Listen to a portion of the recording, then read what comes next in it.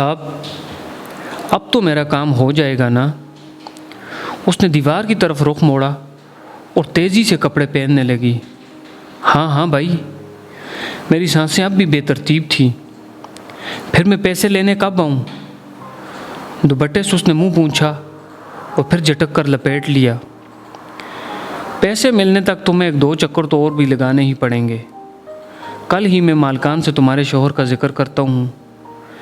میں نے شرٹ کے بٹن لگائے، ہاتھوں سے بال سنوارے اور دفتر کے پیچھے ریٹائرنگ روم کے دروازے سے باہر جھانک کر آس پاس احتیاطاً ایک طائرانہ نظر دوڑانے لگا۔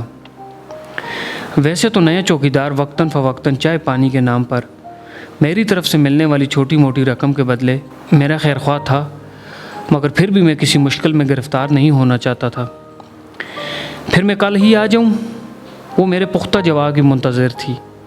کل نہیں، میں روز اس طرح یہاں آنے کا رسک نہیں لے سکتا تھا، اس لیے بساہ بھر کر رہ گیا۔ ہائے غریبوں کو بھی کیسے کیسے لال مل جاتے ہیں۔ میں نے نظروں سے اس کے جسم کے پیچ و ہم کو تولتے ہوئے سوچا۔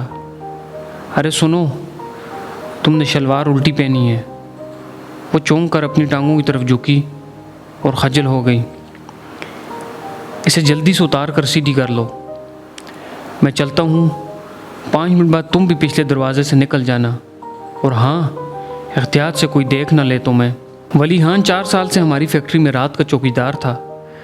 3 ہفتے پہلے فیکٹری میں داخل ہونے والے ڈاکوؤں کے ساتھ مزاحمت میں ٹانگ پر گولی کھا کر گھر میں لاچار پڑا ہوا تھا۔ مالکان اس کے علاج کے لیے 50,000 دینے کا اعلان کر کے بھول گئے تھے۔ سو اس کی بیوی اس سلسلے میں بار بار چکر لگا رہی تھی۔ میں نے اس کی مدد کا فیصلہ کیا اور چھٹی کے بعد شام میں اسے فیکٹری آنے کا اشارہ دے دیا۔ عمر اپارٹمنٹ کی سیڑھیاں چڑھتے ہوئے مجھے عقب سے اپنی بیوی کی آواز سنائی دی۔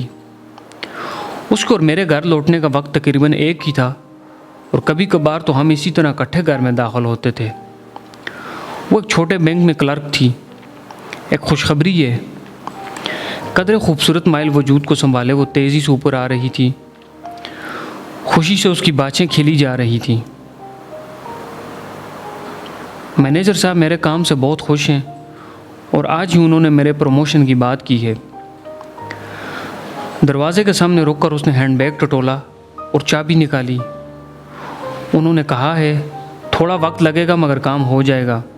ارے واہ، مبارک ہو، میں نے خوش دلی سے اسے مبارکباد دی۔ تمہیں پتہ ہے مجھ سمیت 5 امیدوار ہیں، اور وہ آصفہ ہے نا، وہ تو بالکل میرے حق میں نہیں، مگر ڈائریکٹر صاحب میرے کام سے بہت خوش ہیں۔ اور کیوں نہ ہو، میں اتنی محنت جو کرتی ہوں، اور ویسے بھی وہ گھر کے اندر داخل ہوتے ہوئے بھی مسلسل بولے چلی گئی۔ میں اس کی پیروی کرتے ہوئے اس کی فتح کی داستان سے محظوظ ہو رہا تھا کہ اچانک میری نظر اس کی الٹی شلوار کے ریشمی دھاگوں میں الجھ گئی۔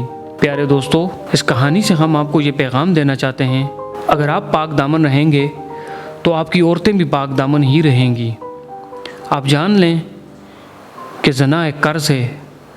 اگر آپ نے یہ قرض لیا تو اس کی ادائیگی آپ کی ماں، بہن، بیوی یا بیٹی سے ہر حال میں ہوگی۔ آپ اگر عقل مند ہیں تو اس بات کو اپنے پلے باندھ لیں کہ جو بھی زنا کرتا ہے وہ اپنے گھر کی طرف راستہ دیتا ہے۔